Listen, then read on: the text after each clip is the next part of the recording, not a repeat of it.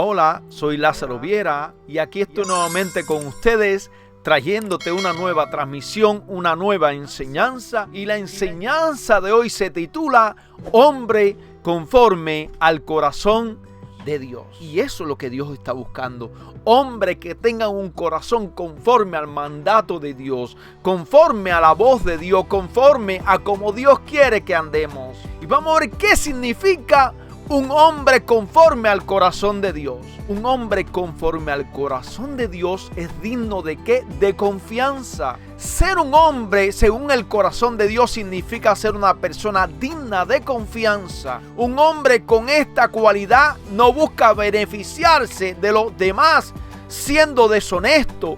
Todo lo contrario, sabe que la confianza es un don, por lo que es discreto y no juzga a la primera. Vamos a ver también qué son los hombres según el corazón de Dios. Los hombres que son según el corazón de Dios viven con un propósito y entregan sus vidas para mejorar la de los demás.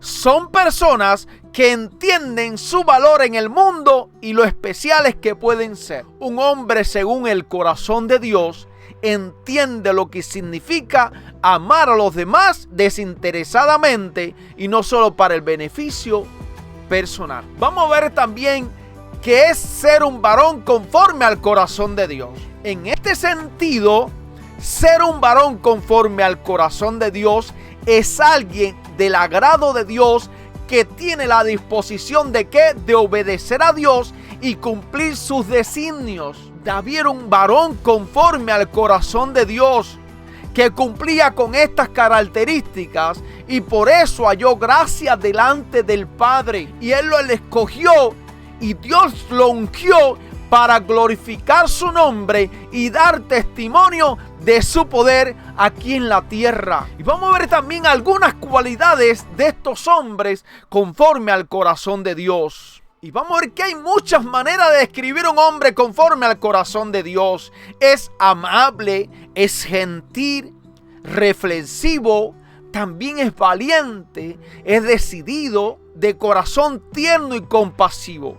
Aunque estas palabras no sean las primeras que vienen a la mente al describir un hombre, todas son cualidades de un hombre según el corazón de Dios.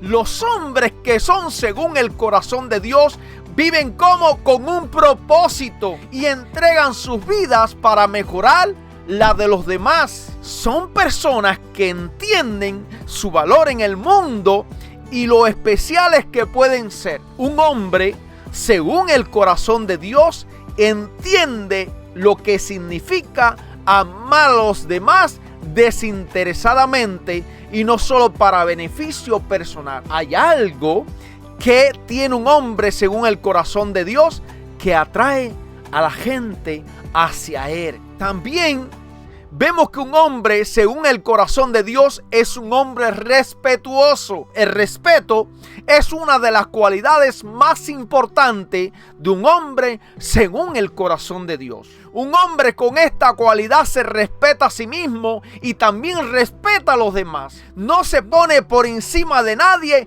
ni tampoco los degrada. Tampoco los trata como si fueran menos que él. O sea, el hombre según el corazón de Dios no trata a los otros menores que él. Los trata igual.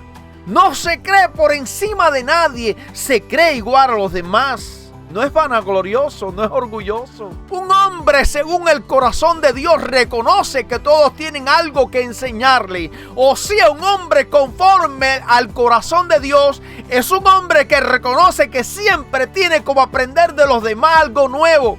No se cree que lo sabe todo. El hombre conforme al corazón de Dios, él cree que cualquiera persona puede enseñarle algo nuevo. Puede aprenderlo de los demás. Tiene además algo bien el Espíritu Santo en su vida, quien lo ayuda a discernir, a escoger lo bueno y desechar ¿qué cosa? Lo malo. Un hombre también según el corazón de Dios es el primero en levantar a su prójimo y el último en derribarlo. El hombre conforme al corazón de Dios no trata de derribar a nadie, trata de levantarlo para que él pueda caminar y seguir adelante. También un hombre conforme al corazón de Dios es un hombre digno de ¿qué? De confianza. Ser un hombre conforme o según el corazón de Dios significa ser una persona digna de ¿qué? De confianza. Un hombre con esta cualidad no busca beneficiarse de los demás, sino es honesto. Un hombre con esta cualidad no busca beneficiarse de los demás siendo deshonesto, no, es un hombre honesto. Todo lo contrario, sabe que la confianza es un don, por lo que es discreto y no juzga a la primera. Un hombre según el corazón de Dios no traiciona la confianza de sus amigos y mantiene que es su palabra. Cuando empeña su palabra, cuando da su palabra, cumple la palabra que él promete. No es de doble cara, no es de doble ánimo. Un hombre con un corazón así es alguien en quien los demás pueden confiar y en quien pueden apoyarse. Ser digno de confianza requiere ¿qué? Valor, porque significa exponerse y ser vulnerable. Un hombre de Dios es resistente. O sea, un hombre conforme al corazón de Dios es una persona responsable. Es un hombre responsable. El hombre según el corazón de Dios entiende la importancia de ¿qué? De ser responsable. Sabe que es consciente de sus acciones y de las decisiones que toma. No es descuidado, sino que piensa bien las cosas en el futuro y en el impacto que sus decisiones tendrán a largo plazo. Sin duda, es una persona con la que se puede contar, pues es una persona responsable. También es receptivo. Un hombre según el corazón de Dios es receptivo a lo que ocurre en el mundo que le rodea. No juzga ni es superficial en sus pensamientos. Más bien escucha a los demás y aprende de sus experiencias. Un hombre que agrada a Dios no se limita a escuchar los pensamientos superficiales, sino que intenta comprender las emociones y los sentimientos que acompañan a esa forma diferente de pensar. Un hombre según el corazón de Dios no es solo un hombre de palabras, sino también un hombre de acción. No se limita a reflexionar en las personas y experiencias del mundo, sino que actúa sobre ellas y hace algo al respecto. También un hombre con el corazón igual a Dios es firme. Un hombre con un corazón agradable delante de Dios no se deja llevar fácilmente por las opiniones de los demás. Más bien tiene claro lo que dice la Biblia, lo cual le permite ser sabio a la hora de ser desafiados con otros o por otros. Un hombre que ama a Dios no deja que las palabras y acciones de los demás lo derriben. Por el contrario, las utiliza para hacerse más fuerte y más firme en sus creencias. También un hombre conforme al corazón de Dios, ¿qué cosa es? Virtuoso. Un hombre que agrada a Dios con el corazón es virtuoso. Es una persona buena que no sucumbe a la tentación y al mal que hay en el mundo. Un hombre así no tiene que tener mucho dinero o poder para hacer el bien. En cambio, hace el bien con lo que tiene. Un hombre conforme al corazón de Dios no es perfecto, pero se esfuerza por hacer lo que es correcto y hace el bien que puede en el mundo para la gloria y la honra de su santo nombre, del santo nombre de Dios. Dios es amor, y los que son llamados según el propósito de Dios también mostrarán ese amor, que Dios fluye a través de ellos. No podemos esperar que un hombre según el corazón de Dios sea falso, egoísta o cobarde. Los hombres según el corazón de Dios serán auténticos, serán hombres valientes, serán hombres amorosos y tendrán integridad. También tendrán humildad, tendrán autocontrol y serán generosos. Un hombre según el corazón de Dios es alguien a quien te gustaría conocer. Yo quiero ser un hombre conforme al corazón de Dios. Quiero aprender. Y vamos a ver un hombre conforme al corazón de Dios. Y ese hombre se llamó el rey David, que desde niño tenía tremenda valentía. hacía. David se fajaba si venía un oso o un león a comerse las ovejas, se fajaba con ellos y los derribaba. Ganaba la pelea porque tenía el corazón conforme al corazón de Dios. David fue un hombre, rey de Israel. Fue un famoso rey de Israel cuya historia contiene diferentes momentos impresionantes que hasta la fecha deja en asombro a cualquiera. También David fue el segundo monarca de Israel. Reinó sobre el pueblo de Dios por 40 años después del rey Saúl y en general hizo lo que agradaba al Señor. Cometió errores, pero siempre se arrepentía delante de Dios. La historia de David también nos muestra que tuvo que luchar con sus debilidades pecaminosas que le produjeron consecuencias nocivas para su familia, para él mismo y para su pueblo. También David fue receptor de la gracia de Dios y recibió promesas que trascendieron su propio tiempo e incluyeron a su descendencia, la cual fue vinculada con Cristo dentro del plan redentor. Eso lo puedes buscar en Lucas capítulo 20, versículo 41 y Marcos capítulo 12, versículo 35. Vamos a ver el ascenso de David a ser rey de Israel. David aparece en un momento histórico para el pueblo de Israel. Vamos a ver que el primer rey de Israel, o sea Saúl, menospreció al Señor desobedeciendo sus órdenes. Como consecuencia, el Señor que lo desechó.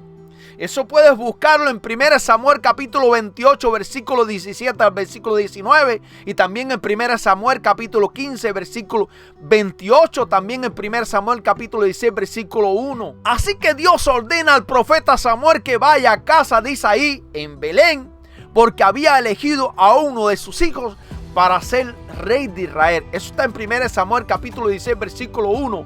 O sea, Saúl fue desechado delante de Dios y Dios escoge a David para que sea el sucesor de Saúl, porque David tenía el corazón conforme al corazón de Dios. Vamos a ver también que David entra en una escena tremenda, en un momento de guerra, en un momento que el pueblo de Israel, el ejército de Israel estaba enfrentando una pelea con un gigante, con el gigante Goliat. Pero ¿qué pasa? Samuel lo unge y Dios le da gracia acá sacándole del anonimato. David era un pequeñito, un jovencito que cuidaba las ovejas de su padre. Y Dios a través de Samuel lo unge para sacarlo del anonimato, para llevarlo al camino que Dios quería. Bendito sea el nombre de Jesús. Cuando permite que tocara el arpa delante del rey Saúl para aliviarlo de su ansiedad espiritual. Eso está en 1 Samuel capítulo 16 versículo 23. Cuando Saúl era poseído por un demonio, mandaban a David y David tocaba el arpa y a través del arpa Saúl era liberado. Bendito sea el Señor. No obstante, el evento que realmente lo catapultó fue su respuesta a la provocación del temido gigante filisteo Goliat. Porque este guerrero enemigo estuvo desafiando al ejército de Israel durante 40 días. O sea, te imaginas 40 días estuvo desafiando este hombre, este gigante, al ejército de Israel. Y el ejército de Israel estaba temblando delante del gigante.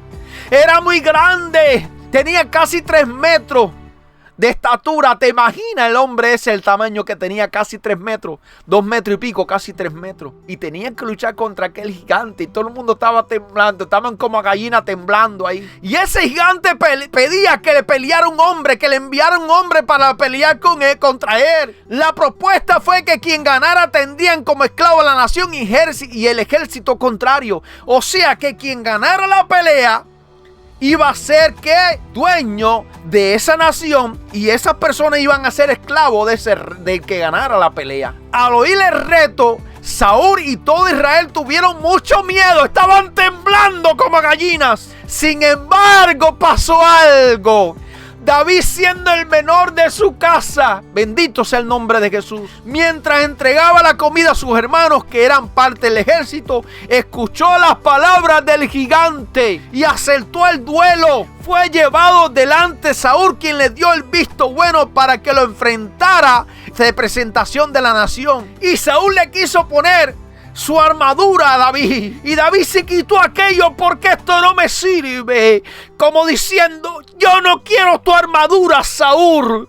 Yo quiero la armadura del cielo, la armadura que me lleva a la victoria. No es tu armadura, armadura del Rey de Reyes y Señor de Señores. Aleluya. No es la armadura de tu hermano la que te lleva a la victoria. No es el ministerio de otro, es el ministerio al cual Dios te ha llamado. No quieras usar el ministerio de otro, no quieras usar el llamado de otro. Usa el llamado al cual Dios te llamó. Usa la unción que Dios quiere darte para tu vida. No es la unción de los demás, es la unción que Dios tiene para ti. Aleluya. En una escena definitivamente dominada por la providencia divina, un joven sin experiencia militar, ¿te imaginas? No tenía experiencia militar David y era pastor de ovejas y se encuentra de pronto con un guerrero experimentado. ¿Te imaginas un pequeño niño de 12 años quizás, más o menos por ahí? Tenía que luchar con un gigante experimentado en guerra. Era un militar experimentado, era un guerrero contra un niño que no sabía luchar. Luchaba contra leones y contra osos para salvar a la oveja, pero nunca había luchado contra un gigante. Pero él sabía que más que gigante estaba el Dios de la gloria con él, que le cuidaba y que le protegía y que le iba a dar la victoria. Él sabía en qué confiaba. Con piedras lisas del arroyo y una onda, David se le acercó. Luego de intercambiar algunas palabras con su enemigo, confiado plenamente en el Señor, David lanzó una piedra con su onda e hirió al filisteo en la frente, quien cayó a tierra. Entonces corrió, tomó la espada de Goliat gigante y le cortó la cabeza con piedras y ondas. El muchacho de Belén venció al gigante y Dios fue exaltado.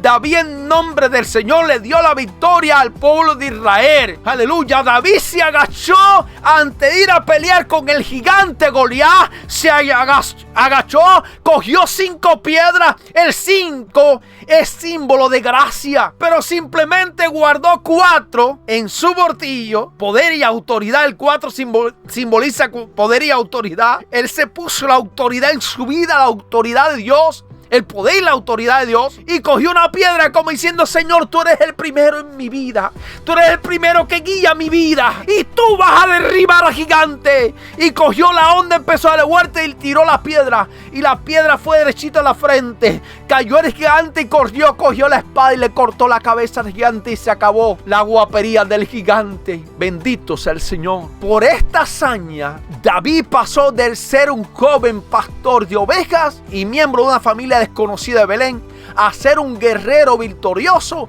aplaudido y reconocido como héroe por toda nación. Pero con esta proeza, su historia apenas comienza.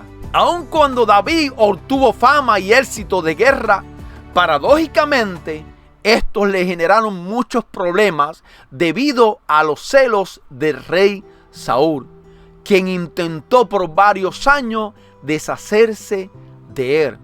No obstante, aunque fue perseguido de forma obsesiva por este rey, Dios estaba con él y eventualmente lo libró de Saúl. Después de la muerte de Saúl, David fue hecho rey sobre todo Israel. Dios le dio la victoria sobre todos sus enemigos y fue un rey que gobernó con justicia. Vamos a ver la caída y restauración. Desafortunadamente, David peca contra Dios al acostarse con Bersabé, la esposa de Urías, uno de sus soldados más fieles del ejército real. Producto del adulterio, ella quedó embarazada de un bebé que luego perdería. Por su parte, David, en un acto despiadado, planeó y ordenó la muerte de Urías. El rey fue dominado por su pecado. Dios no se agradó de esto y David experimentó consecuencias lamentables en su propia familia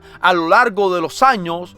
Él experimentó el abuso sexual de Amnón a su hermana Tamar. Él experimentó lo que sembró, cosechó. Y la posterior rebelión y asesinato de su hijo Absalón fueron algunas de las consecuencias más notables. Pero David cometió ese error. Pero Samuel vino a él, le dijo la historia, le contó que debían hacer con un hombre que actuara de ese modo, que actuó. No le dijo que era David de pronto primero lo cogió detrás para adelante. Le dijo, ¿qué debemos hacer con un hombre que actúa de este modo? Le dijo, bueno, ese hombre no merece vivir. Con otras palabras, le dijo, ese hombre eres tú, David. Y David cayó de rodillas y se arrepintió delante de Dios. Porque eso sí tenía David, se arrepentía cuando cometía errores. Sin embargo, la misericordia y la gracia de Dios estuvieron con él. Y a pesar de todo, su reino fue establecido. Luego de 40 años de reinado, Dios le indica a David que unja a Salomón, su segundo hijo, con Betsabé como rey sucesor.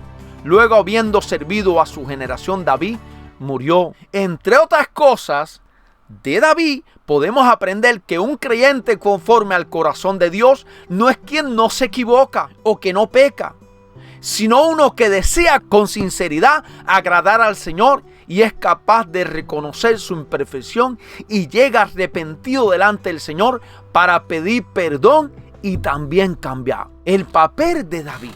Dios le dio a David un papel preponderante en la historia redentora.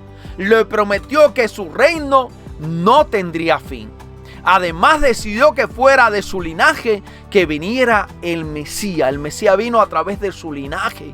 Uno de los epítetos dados a este fue hijo de David. De modo que la nación judía esperaba a uno que vendría y cumpliría la promesa de un reino eterno. El rey David fue un héroe de la fe. Pero Cristo es el autor y consumador de nuestra fe. Hebreos capítulo 12, versículo 2. Que ese Jesús en el tiempo establecido se hizo hombre.